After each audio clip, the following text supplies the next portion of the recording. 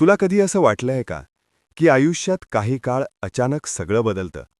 विचार बदलतात, भावना बदलतात आणि निर्णयही बदलतात. लोक म्हणतात ग्रहांचा परिणाम आहे. पण खरं सांगू, ग्रह थेट आयुष्य बदलत नाहीत. ते आधी बदलतात तुमची ऑरा. आणि जेव्हा ऑरा बदलते तेव्हा परसेप्शन बदलतो. परसेप्शन बदलला की आयुष्याची दिशा बदलते. आजचा एपिसोड ॲस्ट्रॉलॉजीबद्दल नाहीये. आजचा एपिसोड आहे कॉस्मिक एनर्जी आणि ह्यूमन ऑरा यांचा गुप्त संबंध. Welcome to episode 33, planetary energy arrow aura mutation. आजच्या या नव्या आणि अत्यंत सखोल चर्चेत खूप खूप स्वागत आहे. मागच्या काही चर्चांमध्ये आपण ग्रह, नक्षत्र आणि त्यांच्या मानवीय जीवनावर होणाऱ्या सर्वसामान्य प्रभावांबद्दल बरंच काही बोललोय. बरोबर. पण आजचा विषय थोडा वेगळा आहे आणि मला वाटतं आपली विचार करण्याची पद्धत मुळापासून बदलून टाकणार आहे. नक्कीच. आज आपण नवल शिंदेंच्या ओम श्रीमॉ ऑरा अँड ॲस्ट्रो वास्तू एनर्जी व्हायब्रेशन या चॅनलवरील ऑकल्ट मास्टर क्लासच्या 33व्या भागावर सविस्तर चर्चा करणार आहोत. हो, आणि हा भाग खूपच महत्वाचा आहे. अगदी. या संपूर्ण माहितीचा केंद्रबिंदू planetary energy to aura mutation म्हणजेच ग्रह ऊर्जा आणि मानवी ऑरामधील सूक्ष्म बदल यावर आधारित आहे. आता मला नेहमी एक प्रश्न पडतो आणि सर्वसामान्य लोकही अनेकदा हीच चर्चा करतात की ग्रह आपलं आयुष्य थेट बदलतात? हो, ग्रहांची दशा चांगली असेल तर यश मिळेल आणि वाईट असेल तर अडचणी येतील, हा आपला एक ठाम समज असतो. बरोबर. पण आजच्या या संदर्भ साहित्यातून आपण हेच डिकोड करणार आहोत. ग्रह खरंच घटना थेट निर्माण करतात का? चला तर मग हे सविस्तर समजून घेऊया. हा, खूपच महत्वाचा आणि मूलभूत प्रश्न आहे, कारण बहुतांश ज्योतिषशास्त्रीय चर्चा इथेच येऊन अडकतात. हो ना. माणसाला वाटतं की आकाशात फिरणारे ग्रह आपल्या आयुष्यात घडणाऱ्या घटनांचे थेट निर्माते आहेत. पण इथे सर्वात रंजक गोष्ट अशी आहे की जेव्हा आपण ऑकल्ट ऑब्झर्वेशन किंवा गूढशास्त्राच्या दृष्टिकोनातून याकडे पाहतो तेव्हा उत्तर पूर्णपणे बदलते. म्हणजे नेमकं कसं? ऑकल्ट निरीक्षण स्पष्ट सांगते की ग्रह थेट घटना निर्माण करत नाहीत. अच्छा. ते मानवी आयुष्यात थेट हस्तक्षेपही करत नाहीत. त्याऐवजी ते एक प्रकारचे एनर्जी एन्व्हायरमेंट किंवा ऊर्जेचे वातावरण तयार करतात. आणि त्या वातावरणामध्ये मानवी ऑरा म्हणजेच आपले ऊर्जा क्षेत्र कशी प्रतिक्रिया देते यावर पुढचे आयुष्य ठरते. म्हणजे घटना थेट घडत नाहीत तर त्या ऑरामध्ये होणाऱ्या बदलांचा, ज्याला आपण ऑरा म्युटेशन म्हणतो, त्याचा तो अंतिम परिणाम असतात. हा दृष्टिकोन खूपच वेगळा आणि तार्किक वाटतो. पण हे समजून घेण्यासाठी आपल्याला आधी एका मूलभूत संकल्पनेवर लक्ष केंद्रित करावं लागेल. हो, ऑरा म्हणजे काय ते समजून घ्यावं लागेल. अगदी. ऑरा हा शब्द आपण खूप वेळा ऐकतो. अनेक लोकांना तो फक्त एक मिस्टिकल कॉन्सेप्ट किंवा गूढ संकल्पना वाटते.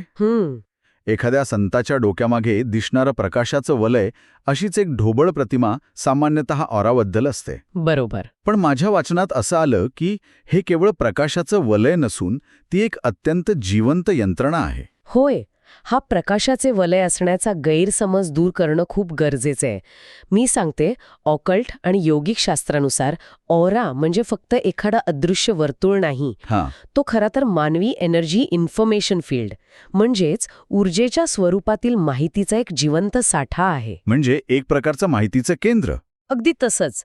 मानवी अस्तित्वाभोवते हे एक अत्यंत सूक्ष्म ऊर्जा क्षेत्र असते आणि या क्षेत्राचे प्रामुख्याने 3 महत्वाचे स्तर असतात.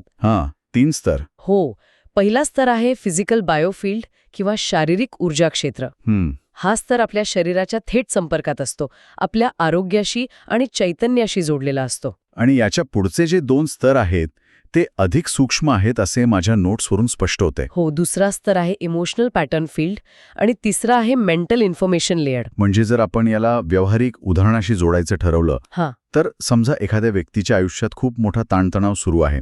रोजच्या जीवनातील राग, दुःख किंवा जुने आघात हे हवेत विरून जात नाहीत. नक्कीच नाही. ते साठवले जातात. बरोबर. या भावनांचे सूक्ष्म तरंग इमोशनल फील्डमध्ये साठवले जातात. आणि जेव्हा हे तरंग वारंवार निर्माण होतात तेव्हा ते मेंटल लेअरमध्ये जाऊन एक पक्का विचार बनतात. जसे की माझं आयुष्य कायम संघर्षाचं आहे. बरोबर. आणि हा विचार म्हणजे त्या ऑरामध्ये कोरला गेलेला एक कायमस्वरूपी ठसा असतो. मानवी विचार, भावना आणि अनुभव यांचे हे सूक्ष्म ठसे या ऊर्जा क्षेत्रात साठवले जातात. म्हणूनच आपण म्हणू शकतो की ऑरा म्हणजे मानवी कॉन्शियसनेसचे खरे प्रतिबिंब आहे.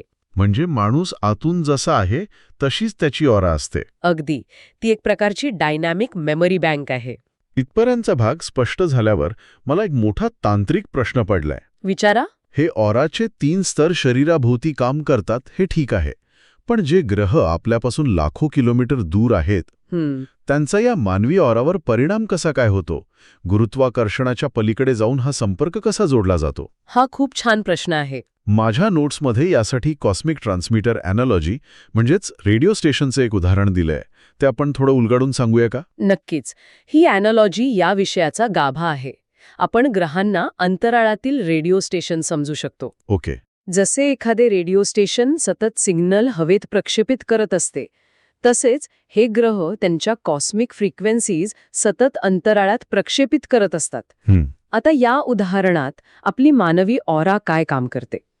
तर ऑरा ही एक प्रकारचा रिसीव्हर आहे. म्हणजे अँटेनासारखं. अगदी बरोबर. ग्रहांकडून येणाऱ्या या फ्रिक्वेन्सीज ऑरा ग्रहण करते. आणि तिथेच तो डिस्टॉर्शन किंवा आवाजातील बिघाडाचा मुद्दा येतो. हो. समजा एखाद्या व्यक्तीचा रिसीव्हर एकदम सुस्थितीत आहे, तो योग्य फ्रिक्वेन्सीला ट्यून केलेला आहे, तर त्याला रेडिओ स्टेशनवरून येणारा सिग्नल अत्यंत स्पष्ट ऐकू येईल. पण जर त्याचा रिसीव्हर आधीपासूनच विस्कळीत असेल, त्यात बिघाग असेल, तर तोच चांगला सिग्नल एका कर्कश आवाजात बाहेर पडेल. एकदम अचूक सांगितलंत. ग्रहांची ऊर्जा सगळ्यांसाठी एकच असते, पण तो रिसीव्हर म्हणजेच ती ऑरा, ती ऊर्जा कशी स्वीकारते यावर पुढचा परिणाम ठरतो. ग्रह कोणत्याही व्यक्तीला जाणीवपूर्वक त्रास देण्यासाठी बसलेले नाहीत. ते फक्त त्यांच्या लहरी प्रक्षेपित करत आहेत. म्हणजे जर ऑरा आधीच नकारात्मक भावनांनी भरलेली असेल, तर ग्रहांची ती ऊर्जा तिथे एक अडथळा निर्माण करते. पण ऑरा जर शांत असेल तर तीच ऊर्जा प्रगतीकडे घेऊन जाते. याचाच अर्थ असा की ग्रह थेट कोणतीही घटना निर्माण करत नाहीत, तर ते आधी ऑरामध्ये सूक्ष्म बदल करतात. बरोबर. पण लोकांना असं वाटतं की आयुष्यात घडणारी प्रत्येक घटना ही अचानक घडते. काल सगळं ठीक होतं आणि आज अचानक कसं काय? हो, सामान्यतः हाच प्रश्न विचारला जातो. संदर्भ साहित्यात याला स्लो म्युटेशन प्रोसेस असं म्हटलं आहे. ही प्रक्रिया 5 टप्प्यांमध्ये विभागलेली आहे. मला वाटतं हे 5 टप्पे आपण समजून घ्यायला हवेत. नक्कीच. म्युटेशन म्हणजे मुळापासून हळूहळू होणारा बदल. हा बदल इन्स्टंट नसतो. या साखळीतील पहिला टप्पा म्हणजे कॉस्मिक एनर्जी. यात ग्रहांची ऊर्जा मानवी ऑराला स्पर्श करते. ओके. त्यानंतर दुसरा टप्पा सुरू होतो, ऑरा ॲक्टिव्हेशन. म्हणजे जसं शांत तळ्यात आपण खडा टाकला की तरंग निर्माण होतात तसं. अगदी तसंच. या वैश्विक ऊर्जेच्या संपर्कामुळे ऑरामध्ये एक अत्यंत सूक्ष्म दाब किंवा सटल डिस्टर्बन्स निर्माण होतो. हे जाणवण्या इतकं मोठं नसते, पण हालचाल सुरू झालेली असते. आणि यातूनच तिसरा टप्पा जन्म घेतो. Mental pattern shift. म्हणजे मानसिक दृष्टिकोनातला बदल. हो. या सूक्ष्म दाबामुळे व्यक्तीचा दृष्टिकोन, त्याचे परसेप्शन बदलू लागते. व्यक्तीला अचानक असुरक्षित वाटू लागते. आणि एकदा का मानसिक दृष्टिकोन बदलला की त्याचा थेट परिणाम त्या व्यक्तीच्या कृतीवर होतो. हा आपला चौथा टप्पा, बिहेव्हिअरल चेंज. बरोबर. जर मनात भीती असेल तर व्यक्ती बचावात्मक पवित्रा घेते, चिडचिड करते किंवा चुकीचे निर्णय घेते. आणि मग येतो 5वा आणि शेवटचा टप्पा, लाईफ एक्सपिरियन्स किंवा प्रत्यक्ष घटना. आणि याच 5व्या टप्प्यावर सामान्य माणसाचे लक्ष असते. हो ना. समजा वर्तणुकीत बदल झाल्यामुळे व्यक्तीने ऑफिसमध्ये वरिष्ठांची वाद घातले आणि तिची नोकरी गेली. तेव्हा लोक म्हणतात, अरे, अचानक ग्रहांची वाईट दशा आली आणि नोकरी गेली. त्यांना फक्त हा शेवटचा टप्पा दिसतो. पण ऑकल्ट निरीक्षणानुसार घटनेची सुरुवात कित्येक महिने आधी पहिल्या टप्प्यापासून झालेली असते. जसे ऋतू हळूहळू बदलतात आणि मग अचानक एक दिवस प्रचंड थंडी जाणवते, तसंच हे आहे. हे उदाहरण खूप छान आहे. म्हणूनच याला ऑरा म्युटेशन म्हटले आहे. आता ही जी 5 टप्प्यांची साखळी आहे ती प्रत्येक ग्रहाच्या ऊर्जेनुसार वेगळी कशी काम करते हे पाहणं खूप रंजक ठरेल. हो, कारण प्रत्येक ग्रहाची फ्रिक्वेन्सी वेगळी असते. अगदी. आणि म्हणूनच मला आता काही विशिष्ट ग्रहांबद्दल विचारायचं आहे, कारण समाजात काही ग्रहांबद्दल प्रचंड भीती आहे. शनी आणि राहू. हो. आधी आपण शनीचा विचार करूया. शनी म्हटलं की 7.5, दडपण, अडथळे, लोक अक्षरशः घाबरतात. बरोबर. पण साहित्यात शनीचा उल्लेख वेगळ्या संदर्भात आला आहे. शनीची ऊर्जा ही कंप्रेशन फील्ड म्हणजेच दाबाचे क्षेत्र निर्माण करते असं म्हटले. हा दाब नक्की कसा काम करतो? मी सांगते, शनीबद्दलची ही भीती बऱ्याच अंशी एकांगी आहे. शनीची ऊर्जा कंप्रेशन निर्माण करते. हां. शनीचं मुख्य काम काय आहे? तर तो माणसाच्या मनातील भ्रम किंवा इल्युजन्स कमी करतो. ओके. शनीची ऊर्जा वास्तवाची आणि शिस्तीची म्हणजे स्ट्रक्चरची मागणी करते. जसं कोळशावर दाब पडल्यावरच हिरा तयार होतो, तसंच शनीचा दाब ऑरावर पडतो. हा दृष्टिकोन खूपच वेगळा आहे. पण जर शनी फक्त नैसर्गिक दाब निर्माण करत असेल तर लोकांना त्याचा इतका त्रास का होतो? इथे पुन्हा आपला तो रिसिव्हर म्हणजे ऑरा महत्वाची ठरते. म्हणजे फ्रॅगमेंटेड आणि कोहेरंट ऑरा. अगदी बरोबर. जसे फुटलेल्या आरशाचे तुकडे विखुरलेले असतात, तशी ही फ्रॅगमेंटेड ऑरा असते. ज्या व्यक्तीचे विचार भरकटलेले आहेत, जगण्यात शिस्त नाही, तिची ऑरा विस्कळीत असते. आणि जेव्हा शनीचा दाब अशा ऑरावर पडतो तेव्हा तो असह्य वाटतो. तो दाब मग संकटे किंवा नैराश्य म्हणून समोर येतो. हो, आणि याच्या उलट परिस्थिती कोहेरंट ऑरामध्ये असते. म्हणजे स्थिर ऑरा. हो. जर व्यक्तीची ऑरा स्थिर आणि शांत असेल, ती वास्तवाचे भान ठेवून जगत असेल, तर हीच शनीची ऊर्जा प्रचंड मोठी प्रगती आणि यश देते. म्हणजे ग्रह तोच आहे, ऊर्जा तीच आहे, पण ऑराच्या स्थितीनुसार अनुभव बदलतो. अगदी. याच न्यायाने जर आपण राहूचा विचार केला, राहू म्हटलं की मायाजाल, भ्रम किंवा अचानक येणारी संकटे. पण ऑकल्ट मास्टर क्लासमध्ये राहूबद्दल एक वेगळाच सिद्धांत मांडला आहे. राहूची ऊर्जा ही ॲम्प्लिफिकेशन म्हणजे वाढवणारे तत्व आहे. होय, राहू हा एका मोठ्या भिंगासारखा किंवा मॅग्निफायरसारखा काम करतो. तो स्वतःहून नवीन काहीही निर्माण करत नाही. तो फक्त जे आधीपासून तुमच्या ऑरामध्ये आहे ते कैक पटीने वाढवतो. आपण याला एका उदाहरणाने समजावून सांगूया. समजा एखाद्याच्या मनात नोकरी गमावण्याची सूक्ष्म भीती आधीच दडलेली आहे. बरोबर. जेव्हा राहूची ऊर्जा ऑराला स्पर्श करते तेव्हा राहू स्वतःहून अडचण आणत नाही. तो फक्त त्या भीतीला इतकं मोठं करतो की ती व्यक्ती चुकीचे निर्णय घेऊ लागते आणि खरोखरच नोकरी जाते. लोकांना वाटतं राहूने नोकरी घालवली, पण मुळात काम त्या भीतीनेच केलेलं असतं. अगदी अचूक. पण इथेच राहूची सकारात्मक बाजूही समजून घ्यायला हवी. ती कशी? जर व्यक्तीच्या ऑरामध्ये स्पष्टता असेल, काहीतरी नवीन निर्माण करण्याचं विजन असेल, ओके, तर राहूची ऊर्जा ती कल्पकता कैकपटीने वाढवते. अशावेळी राहू इनोव्हेशनसाठी प्रचंड मोठी ताकद देतो. तो समस्या नसून फक्त एक मॅग्निफायर आहे. हे खरंच डोळे उघडणार आहे. आपण नेहमी यशापयशाचं खापर ग्रहांवर फोडतो, पण ग्रहांची ऊर्जा मुळात न्यूट्रल असते. नक्कीच. पण मग इथे कळीचा मुद्दा असा येतो की जर सगळा खेळ ऑराच्या स्थितीवर अवलंबून असेल तर ही ऑरा स्थिर कशी ठेवायची? हां. कॉन्शियसनेस आणि ऑरा स्टॅबिलिटी यांचा काय संबंध आहे? हाच या संपूर्ण अभ्यासाचा गाभा आहे.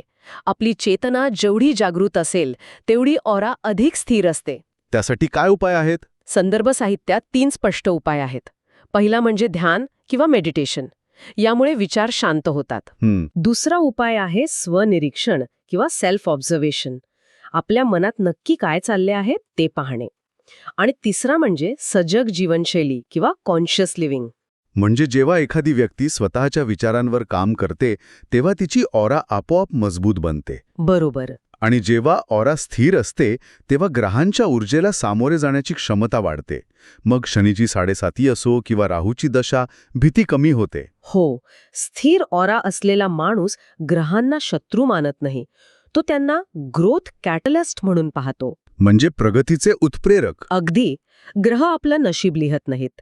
ते फक्त एक कॉस्मिक वातावरण तयार करतात. आपण कशी प्रतिक्रिया देतो यावर सगळं ठरतं. आपण आता या चर्चेच्या अंतिम टप्प्याकडे आलो आहोत. जर आपण सारांश मांडायचा ठरवलं तर ज्योतिषशास्त्राचा खरा अभ्यास हा भविष्य सांगण्यापेक्षा स्वतःची ऑरा समजून घेण्याशी निगडीत आहे. अगदी परिपूर्ण निष्कर्ष आहे हा. आणि हाच खरा मार्ग आहे. आणि सर्वात महत्वाची गोष्ट म्हणजे हा ज्ञानाचा प्रवास येथेच थांबणार नाहीये. पुढच्या सखोल चर्चेत म्हणजेच भाग 34 मध्ये आपण cosmic weather and human mind यावर बोलणार आहोत. ज्यामध्ये सोलार स्टॉर्म्स आणि मानवी चेतना यांचा संबंध असेल. हो, पण आजची चर्चा संपवण्यापूर्वी मला एक विचार करायला लावणारा मुद्दा सोडून द्यायचा आहे. नक्कीच. आज आपण पाहिलं की ग्रहांची वैश्विक ऊर्जा काहीही नवीन निर्माण करत नाही. ती केवळ आपल्या आत जी आहे तेच वाढवते. तर मग आजवर ज्याला आपण ग्रहांचा दोष किंवा वाईट काळ मानत आलो आहोत, ते खरोखरच बाहेरून आलेलं संकट असते का, की ते केवळ आपल्याच आत लपलेले मानसिक अडखळे असतात जे घटनांचं रूप घेऊन समोर उभे राहतात? खूपच खोल प्रश्न आहे हा. जर आपण ग्रहांना दोष देण्याऐवजी आपला स्वतःचा रिसीव्हर पूर्णपणे बदलला, तर ग्रहांचे हे वाईट परिणाम कायमचे अदृश्य होतील का? या प्रश्नावर नक्की विचार करा. याच प्रश्नासोबत आजची ही सखोल चर्चा आपण इथेच थांबूया. पुन्हा भेटूया पुढच्या अभ्यासात. आज एक गोष्ट स्पष्ट झाली असेल. ग्रह तुमचं आयुष्य लिहित नाहीत. ते तयार करतात एक ऊर्जा वातावरण. त्या वातावरणात तुमची ऑरा कशी रिस्पॉन्ड करते त्यावर पुढचं आयुष्य ठरतं. जर ऑरा फ्रॅगमेंटेड असेल तर प्रेशर वाटतो. पण जर ऑरा स्टेबल असेल तर तीच एनर्जी ग्रोथ बनते. म्हणून ग्रहांपासून घाबरण्याची गरज नाही. त्यांना समजून घेण्याची गरज आहे. पुढच्या एपिसोडमध्ये आपण पाहणार आहोत कॉस्मिक वेदर आणि ह्यूमन माइंड यांचा संबंध. जर हा एपिसोड तुमच्यासाठी नवीन दृष्टिकोन घेऊन आला असेल तर लाईक करा, कमेंटमध्ये तुमचा अनुभव लिहा आणि चॅनल सबस्क्राईब करा. कारण इथे ॲस्ट्रॉलॉजी नाही, इथे कॉन्शियसनेस इव्हॉल्यूशन आहे. ओम श्रीम.